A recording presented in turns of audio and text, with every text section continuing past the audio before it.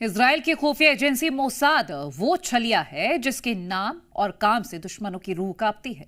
जंग में वैसे तो कोई करिश्मा नहीं होता, बल्कि जो भी नतीजा होता है वो योजना, ताकत और टाइमिंग की वजह से होता है।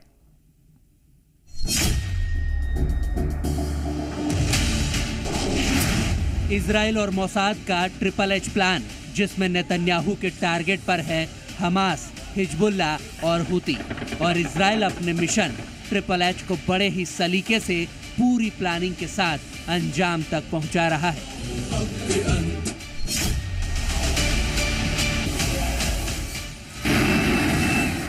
गाजा पर फुल कंट्रोल को लेकर इजराइल का प्लान इस समय पूरी दुनिया की सुर्खियों में है। इजरायली हमलों ने हमास की कमर तोड़ कर रख दी है। इजराइल की तरफ से की जा रही कार्रवाई का कई देशों ने खुलकर विरोध भी किया, लेकिन इजरायली पीएम बेंजामिन नेतन्याहू ने साफ कर दिया है कि इजराइल के पास काम खत्म करने और हमास को हराने के अलावा कोई विकल्प नहीं है।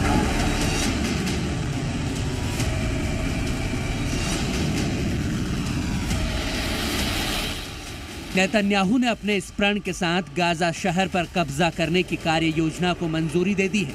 आईडीएफ ने करीब 60,000 रिजर्व सैनिकों को जुटाया है, क्योंकि अक्टूबर 2023 में संघर्ष शुरू होने के बाद से इसके सबसे बड़े जमीनी अभियानों में से एक होने की उम्मीद है, और दुनिया इस अभियान को हमास के खात्मे का फाइनल काउंटडाउन मान रही है।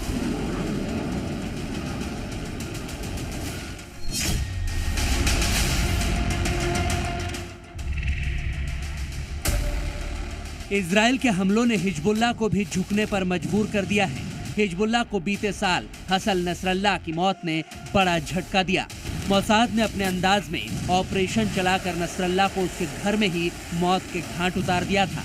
हसन की मौत के बाद हिजबुल्ला में पहले जैसी ताकत नहीं रह गई है। सीरिया में बशर अल असद की सरकार के गिरने का भी इस गुट पर असर हुआ है। सीरिया के रास्ते से अब हिजबुल्ला को मदद नहीं पहुंच पा रही है।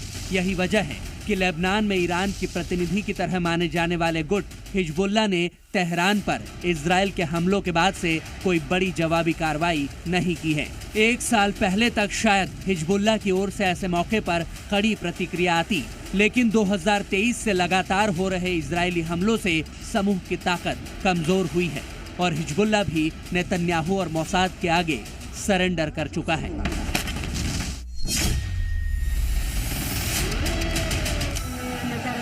हुती विद्रोहियों ने अक्टूबर 2023 से मई 2025 तक इजराइल पर करीब 250 से ज्यादा हमले किए। यह हमले बैलिस्टिक मिसाइल और ड्रोन से हुए हैं। ज्यादातर हमलों को इजराइल ने रोक दिया। ऐसा दावा किया जाता है कि हुती विद्रोहियों को ये हथियार ईरान ने दिए हैं। हुती विद्रोहियों ने समुद्र में इजराइल और उससे जुड़े जहाजों पर 100 से ज्यादा हमले किए। इससे वैश्विक व्यापार पर असर पड़ा है। इजराइल हमास और हिजबुल्ला की तुलना में हुती विद्रोहियों पर सख्ती बरतने से परहेज करता रहा है। हालांकि इस बार उसने उसकी टॉप लीडरशिप को निशाना बनाया और हुती विद्रोहियों की पूरी ताकत को ही खत्म कर दिया। इसीलिए माना जा रहा है कि ईरान के सबसे खतरनाक प्रॉक्सी हुती के लिए यह सिर्फ सैन्य नहीं, बल्कि मानसिक और राजनीतिक झटका भी है। और operation A drop of hope के जरिए मोसाद ने साबित कर दिया कि दुनिया में इजराइल का नक्शा भले ही छोटा हो, लेकिन दुश्मन उसे कमजोर समझने की भूल बिल्कुल ना करें।